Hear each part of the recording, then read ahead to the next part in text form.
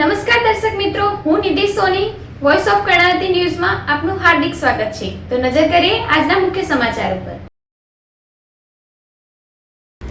અમદાવાદમાં પણ શિક્ષણ વિભાગ હરકતમાં આવ્યું। અમદાવાદના 12 શિક્ષક 3 થી 6 મહિનાની રજા પર એક દંપતી સહિત 10 શિક્ષક વિદેશ ચાલ્યા ગયા।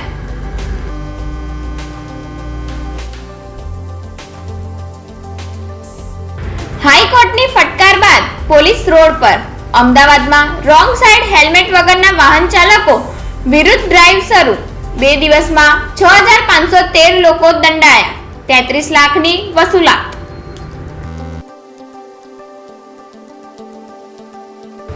અમદાવાદમાં ટીડીઓ ભોજકના લાંચ કાંડમાંથી બોધપાઠ। હવે અધિકારીઓને આઈટી રેડ સ્ટાઇલમાં બીયુ પરમિશનની સ્થળ તપાસની વિગત બંધ કવરમાં અપાશે। ક્રોસ વેરિફિકેશન પણ થશે। જુગારધામ પર પોલીસનો દરોડો।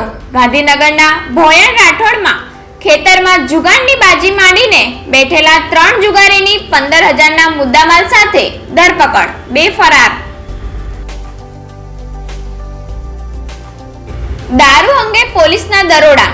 મહેસાણા એલસીબી ટીમે વિડજ પાસેથી દારૂ ભરેલી 2 ગાડીઓ સાથે 3 આરોપીને ઝડપ્યા।